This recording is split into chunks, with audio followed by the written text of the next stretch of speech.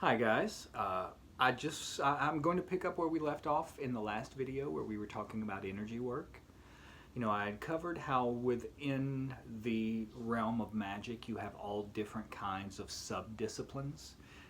Everything from like scrying to divination to healing to, my specialty is energy work. It's the thing that I am best at. And the thing is about all these different disciplines is not everyone will be proficient at all of them. I myself am not. I am not proficient at all with divination. My specialty, the thing that I am really, really good at, just through years of learning and practice and studying, is energy work. I can draw in and project out tremendous amounts of energy just because I spent hours and hours a day doing it. It's really good for purposes of like shielding and manifesting and all that sort of thing. So that's what I stick to the most whenever I'm teaching magic. We were talking yesterday about things like, whenever you're charging a talisman or whenever you have charged a talisman, how you want to protect it. If you have it in an area where you're doing the LBRP, you want to protect it so that the lesser banishing doesn't obliterate all of the energy that you've put into it. So you wrap it in cloth, keep it inside your altar. There's a bunch of different things you can do. Take it out of that area. But what I kind of wanted to talk about today was another ritual in magic. It goes hand in hand with other rituals, but the ritual itself is called the analysis of the keyword.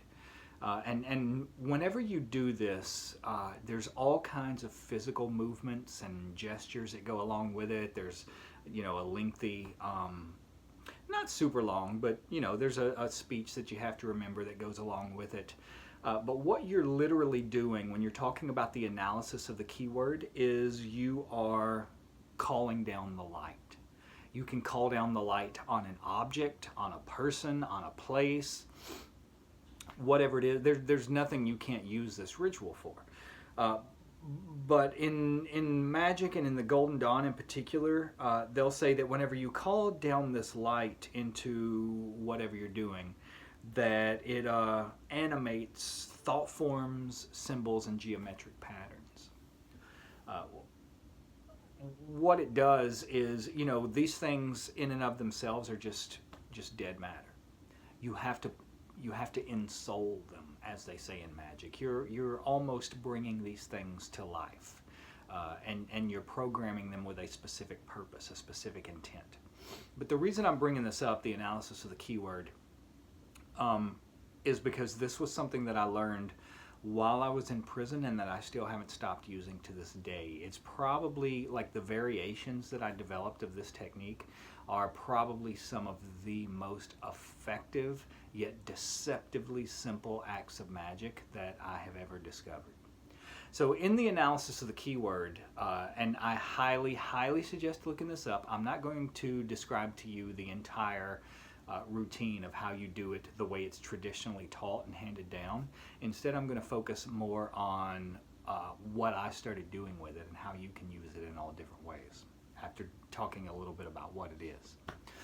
When you're doing this ritual, and you would do this, like for example, after you've done the lesser banishing of the pentagram, after you've done the invoking of the pentagram, after you've done invoking of the hexagram rituals, like whenever you have the area set up, you've banished, and then you've invoked, and then you're ready to do your magic, your practical magic. This is when you do the analysis of the keyword. What you're trying to do is this space that you have, this sphere that you've cast around yourself, you're going to call down the light from above to completely saturate and fill this sphere. The reason you want to do that is because all of that energy, like I said in the last video, at the conclusion of this ritual, what you're going to do is you're going to see everything around you. You're going to see the pentagrams flaming, you're going to see the angel standing there, you're going to see the sphere of light that you've encased yourself in, and once you do the analysis of the keyword, you're going to see this entire room that you're in filled with dense white light. So you're picturing all of that in your head. You inhale and see it all glow as bright as you can possibly see it. And then as you exhale, you see it all. The angels, the pentagrams, the light, all of it collapse down into your talisman or into a visualization or into a glass of water. There's literally no limits or rules to what you can do with this once you master it.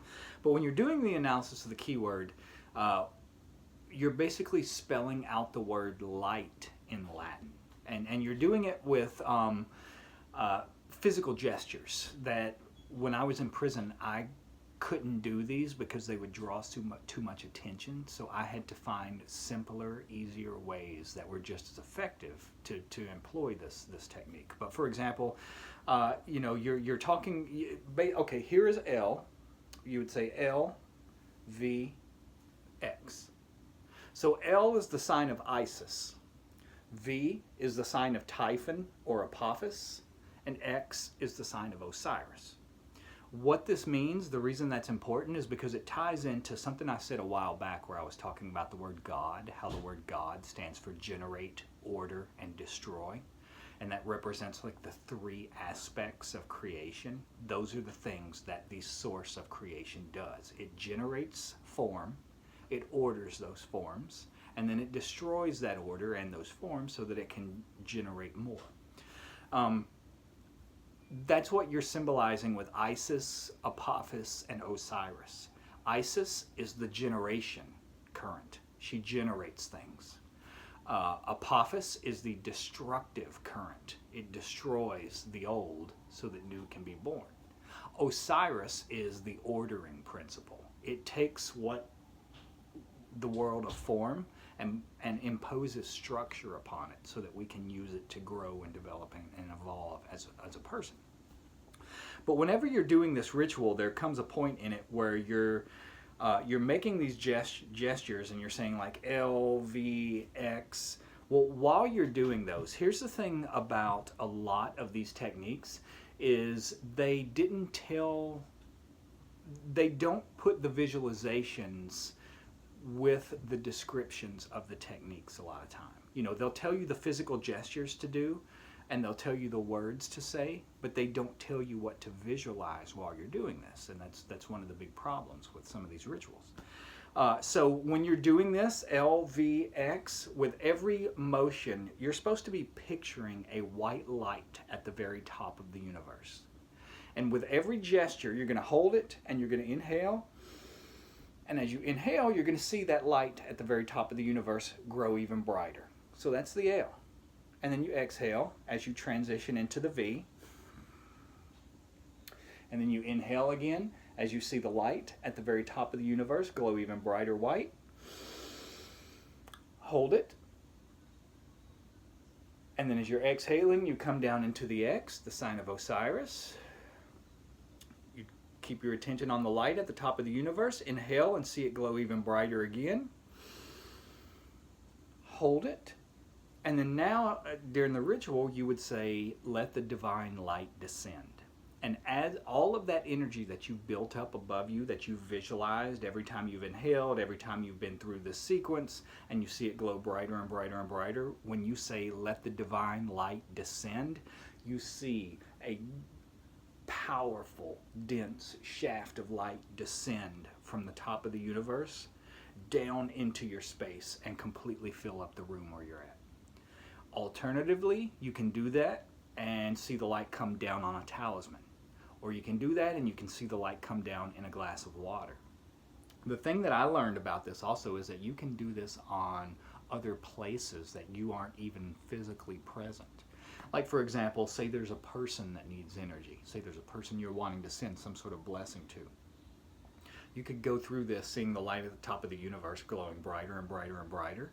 And then when you say, let the divine light descend, you see that shaft of light come down in your mind's eye on the person, wherever they are, and completely saturate them and the room where they are with this white light. And the reason we picture it as white, and we don't have to always picture it as white, that's where the variations come in, but the reason it's usually pictured as white is because white contains all of the other colors. But what I learned, I started doing this ritual without making all the physical movements and without saying anything out loud because I didn't want to draw attention from the guards. What I discovered over time is that you can do the same thing with any energy of an element or the energy of the spheres on the tree of life. So say, for example, if I wanted to use energy of success and victory, which is what Tippereth represents, that gold energy, I would just spend like a few minutes.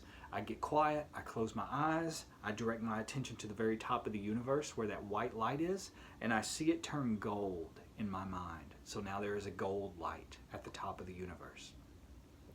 I would inhale and see it glow brighter. Inhale and see it glow even brighter. And a lot of times while I was doing that, I would go through the divine name associated with that sphere. Like, for example, Tippereth, success, victory. The divine name is Yehovah Eloah Vada'ath. So what I would do is, like, every time I would inhale to myself, I would think one syllable of that mantra. Like, inhale, Yay. Inhale, Ho.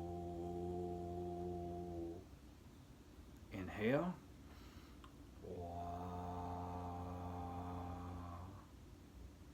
Inhale. L. Inhale. O. You see what I'm saying? You go through the entire mantra. Yehovah Eloah Vada'ath. And as you break it down, you inhale and see that light go brighter and brighter gold. Then you say, let the divine, and sometimes I would go through and I would do the name like that, like 20, 30 times. And then you say, let the divine light descend, and all of that energy that you have accumulated, you see it all come crashing down into whatever it is that you're trying to put that light into. This is one of those things that when you first start doing this and you start to see results, you'll think, it can't be this easy. There's got to be more to it than this. It is this easy. The thing is, the more you do this, the more powerful it will become, the more proficient you get at it. But this is one of the easiest ways to direct energy for some sort of manifestation purpose that I have ever discovered, bar none. Yeah, and I've tried a lot of different ones. You know, for example, you can do the middle pillar and then inhale and see all of that energy you've accumulated in the middle pillar collapse into your Tippereth center in your chest. And as you exhale, you see it come down your arms, out your hands, and into a talisman or into a person or into a glass of water, whatever it is.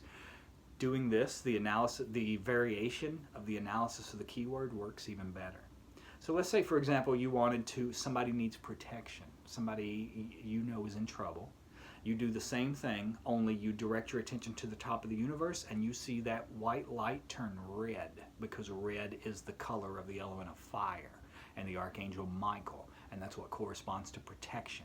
So you keep inhaling, and you can do it with the name Adonai, because Adonai is the mantra associated with fire. You inhale, Adonai.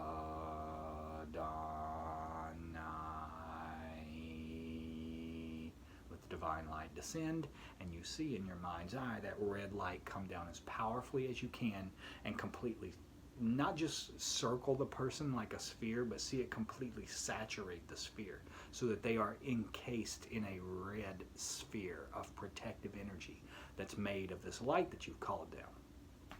And really, like I said, there is no limit to what you can do with this. You know, for example, if there is a situation that is filled with violence or hostility, like wherever there's something going on in the world like that, you could do this with the energy of Netzach, because the Netzach represents love, peace, harmony, all those sorts of things. So you would turn the light at the top of the universe green, like the sphere of Netzach in the Tree of Life, and say, let the divine light descend, and bring that down on the situation. You know, like, say you have neighbors that are fighting all the time, and you can bring it down on them. There, you know, once again, the variations that you can use this for are practically endless, and it sounds so simple that you think there's no way something like that actually works. Try it. Crowley said, let success be thy proof. You don't have to try to convince anyone. If you try this, you will see how amazingly effective it is, and you'll start to implement it in other ways in your life. Okay, guys, I hope you're well, and I'll talk to you back here soon. Bye-bye.